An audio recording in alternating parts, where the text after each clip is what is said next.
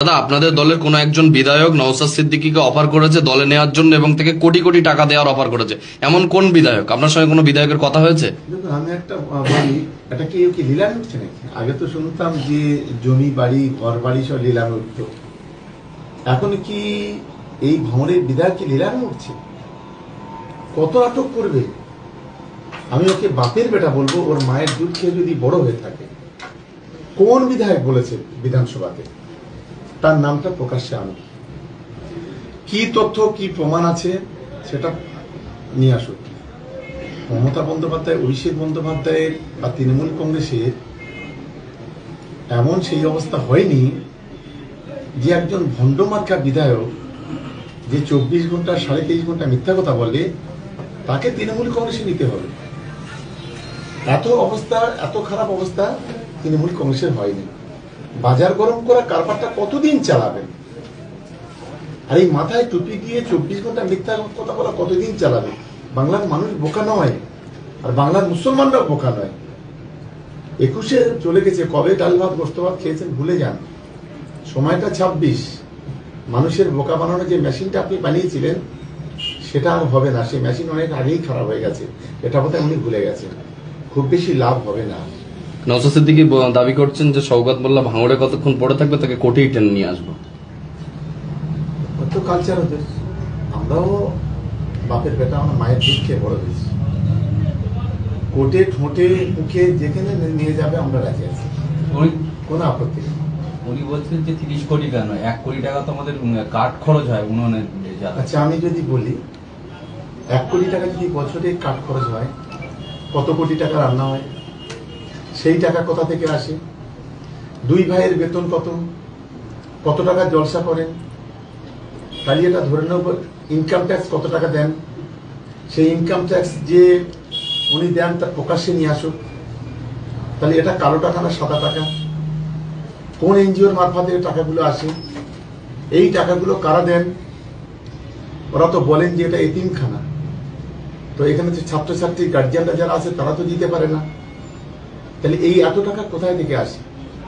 আমি সিবিআই এবং ইডিকে বলবো, অভিষেক বন্দ্যোপাধ্যায়কে সমন পাঠাচ্ছেন, শওকত মোল্লাকে সমন পাঠান, অভিষেক বন্দ্যোপাধ্যায়ের ওয়াইফকে সমন পাঠান, সকলকে আপনারা সমন পাঠান। তো একবার এদেরকে একটু সমন পাঠান না। এরা তো নিজেরাই প্রকাশ্যে বলছে যে 1 কোটি টাকার কাঠ করে। তাহলে 1 কোটি টাকার কাঠ করে কত 100 কোটি টাকা রান্না হয়? এই প্রশ্নটা আমি আজকের সারা বাংলার মানুষের সামনে একটা রাখলাম। আপনারাও একটু জিজ্ঞাসা করুন যে এই টাকাগুলো কোথা থেকে আসে। আশা করি বাংলার শুভবুদ্ধি সম্পন্ন মানুষ যারা আছেন, আমার সংখ্যালঘু ভাই বোনেরা যারা আছেন, এই প্রশ্নটা তারা করবেন। উনি বলছেন যে রাজনৈতিকভাবে কোনো রকম পেরে উঠছে না, যার কারণে এই 30 কোটি টাকার গল্পটা মানুষের মধ্যে বলে মানুষের মধ্যে মন জয় করার চেষ্টা করছে। আমি তো বললাম, তাহলে এই কেসটা আমার বিরুদ্ধে যে মানহানি কেস করছে, এই কেসটা তো দীপক ব্যাপারী নামে করার কথা ছিল, অনেক আগে থেকে দীপক ব্যাপারী করছে। এতদিন দেরি করে শওকত মোল্লাকে করা হলো কেন? তাহলে শওকত মোল্লা অনলাইন টার্গেট, বিজেপিরও টার্গেট, আইএসএফেরও টার্গেট। এরা তো একে অপরের ভাই ভাই। খুব যন্ত্রণা হচ্ছে না? আসলে সংখ্যালঘু মানুষকে বোকা বানানো যাচ্ছে না, এটাই কি যন্ত্রণা? এই প্রশ্নটা আমার রইল। সম্ভবত 11 তারিখে শুনানি আছে, আপনি যাচ্ছেন? আমি এখনো পর্যন্ত কোনো পেপারসপত্র পাইনি। আমি কাগজ পেলে নিশ্চিতভাবে যাব। এবং আমি কেন বলেছি, কিসের জন্য বলেছি, তার সমস্ত তথ্য আমি সঙ্গে করে নিয়ে যাব। শওকত মোল্লা কি নওশাদ সিদ্দিকীকে ভয় পায়, না নওশাদ সিদ্দিক শওকত মোল্লাকে ভয় পায়? তা তো আমি জানি না। আমাকে কেউ ভয় পায় না, আমি কাউকে ভয় পাই কিনা আমি নিজেও বলতে পারছি না। আর কাকে কে ভয় পাবো? একটা মিথ্যাবাদী, ভাওতাবাজি, একটা বিজেপির দলালকে দেখে জীবনের শেষ রক্তবিন্দু থাকা পর্যন্ত আমি কালকে মিটিংয়ে বলেছি, দুই ভাইয়ের রাতের ঘুম কেড়ে নেবো, হারাম করে দেবো। আমি এটা খুব কালও বলেছি, পরশুদিন বলেছি, আর আজও বলছি।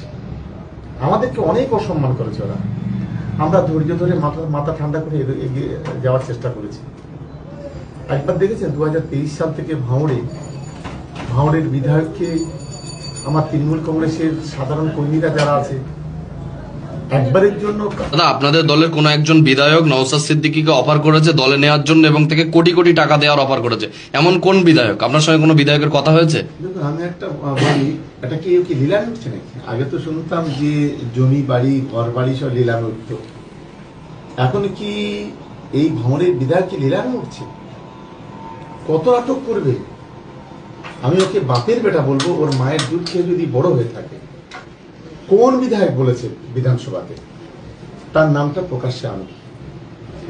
কি তথ্য কি প্রমাণ আছে সেটা নিয়ে আসুন। মমতা বন্দ্যোপাধ্যায়, অভিষেক বন্দ্যোপাধ্যায়ের বা তৃণমূল কংগ্রেসের এমন সেই অবস্থা হয়নি যে একজন ভণ্ডমার্কা বিধায়ক যে 24 ঘন্টা 23.5 ঘন্টা মিথ্যা কথা বলে তাকে তৃণমূল কংগ্রেসে নিতে হবে। এত অবস্থা, এত খারাপ অবস্থা তৃণমূল কংগ্রেসের হয়নি। বাজার গরম করা কারবারটা কতদিন চালাবেন? আর এই মাথায় টুপি দিয়ে 24 ঘন্টা মিথ্যা কথা বলা কতদিন চালাবে? বাংলার মানুষ বোকা নয়, আর বাংলার মুসলমানরাও বোকা নয়। 21-এ চলে গেছে, কবে ডাল ভাত গোস্ত ভাত খেয়েছেন ভুলে যান। সময়টা 26। মানুষের বোকা বানানোর যে মেশিনটা আপনি বানিয়েছিলেন সেটা আর হবে না। সেই মেশিন অনেক আগেই খারাপ হয়ে গেছে, এটা বোধহয় উনি ভুলে গেছেন। খুব বেশি লাভ হবে না। নওশাদ সিদ্দিকী দাবি করছেন যে শওকত মোল্লা ভাঙড়ে কতক্ষণ পড়ে থাকবে তাকে কোটেই টেনে নিয়ে আসবো। কত কালচার ওদের। আমরাও বাপের বেটা, আমার মায়ের দুধ খেয়ে বড় হয়েছি। কোটে ঠোঁটে মুখে যেখানে নিয়ে যাবে আমরা রাজি আছি, কোনো আপত্তি নেই। উনি বলছেন যে 30 কোটি কেন, 1 কোটি টাকা তো আমাদের কাঠ খরচ হয় উন্নয়নের জ্বালায়। আচ্ছা, আমি যদি বলি 1 কোটি টাকা যদি বছরে কাঠ খরচ হয়, কত কোটি টাকা রান্না হয়? সেই টাকা কোথা থেকে আসে? 2 ভাইয়ের বেতন কত? কত টাকা জলসা করেন? তাহলে এটা ধরে নেব। ইনকাম ট্যাক্স কত টাকা দেন? সেই ইনকাম ট্যাক্স যে উনি দেন তার প্রকাশ্যে নিয়ে আসুক। তাহলে এটা কালো টাকা না সাদা টাকা? কোন এনজিওর মারফতে টাকাগুলো আসে? এই টাকাগুলো কারা দেন? ওরা তো বলেন যে এটা এতিমখানা। তো এখানে যে ছাত্রছাত্রী গার্জিয়ানরা যারা আছে তারা তো দিতে পারে না। তাহলে এই এত টাকা কোথায় থেকে আসে? আমি সিবিআই এবং ইডিকে বলবো যে অভিষেক বন্দ্যোপাধ্যায়কে সমন পাঠাচ্ছেন, শওকত মোল্লাকে সমন পাঠান, অভিষেক বন্দ্যোপাধ্যায়ের ওয়াইফকে সমন পাঠান, সকলকে আপনারা সমন পাঠান। তো একবার এদেরকে একটু সমন পাঠান না। এরা তো নিজেরাই প্রকাশ্যে বলছে যে 1 কোটি টাকার কাঠ করে। তাহলে 1 কোটি টাকার কাঠ করে কত কোটি টাকা রান্না হয়? এই প্রশ্নটা আমি আজকের সারা বাংলার মানুষের সামনে একটা রাখলাম। আপনারাও একটু জিজ্ঞাসা করুন যে এই টাকাগুলো কোথা থেকে আসে। আশা করি বাংলার শুভবুদ্ধি সম্পন্ন মানুষ যারা আছেন, আমার সংখ্যালঘু ভাই বোনেরা যারা আছেন, এই প্রশ্নটা তারা করবেন। উনি বলছেন যে রাজনৈতিকভাবে কোনো রকম পেরে উঠছে না, যার কারণে এই 30 কোটি টাকার গল্পটা মানুষের মধ্যে বলে মানুষের মনে মন জয় করার চেষ্টা করছে। আমি তো বললাম, তাহলে এই কেসটা আমার বিরুদ্ধে যে মানহানি কেস করছে, এই কেসটা তো দীপক ব্যাপারী নামে করার কথা ছিল, অনেক আগে থেকে দীপক ব্যাপারী করছে।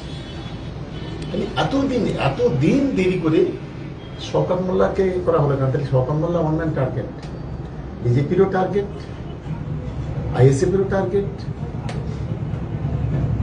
এরা তো একে অপরের ভাই ভাই। খুব যন্ত্রণা হচ্ছে না? আসলে সংখ্যালঘু মানুষকে বোকা বানানো যাচ্ছে না, এটাই কি যন্ত্রণা? এই প্রশ্নটা আমার রইল। সম্ভবত 11 তারিখে শুনানি আছে, আপনি কি যাচ্ছেন? আমি এখনো পর্যন্ত কোনো পেপারসপত্র পাইনি। আমি কাগজ পেলে নিশ্চিতভাবে যাব। এবং আমি কেন বলেছি, কিসের জন্য বলেছি, তার সমস্ত তথ্য আমি সঙ্গে করে নিয়ে যাব। শওকত মোল্লা কি নওশাদ সিদ্দিকীকে ভয় পায়, না নওশাদ সিদ্দিক শওকত মোল্লাকে ভয় পায়? তা তো আমি জানি না। আমাকে কেউ ভয় পায় না, জানি না। আমি কাউকে ভয় পাই কিনা আমি নিজেও বলতে পারছি না। আর কাকে থেকে ভয় পাবো?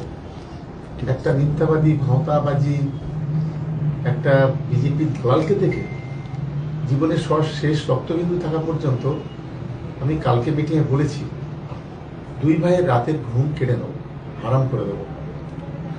আমি এটা খুব কালও বলেছি, পরশুদিন বলেছি, আর আজও বলছি। আমাদেরকে অনেক অসম্মান করেছে ওরা। আমরা ধৈর্য ধরে মাথা ঠান্ডা করে এগিয়ে যাওয়ার চেষ্টা করেছি। একবার দেখেছেন 2023 সাল থেকে ভাঁড়ের বিধায়ককে আমার তৃণমূল কংগ্রেসের সাধারণ কর্মীরা যারা আছে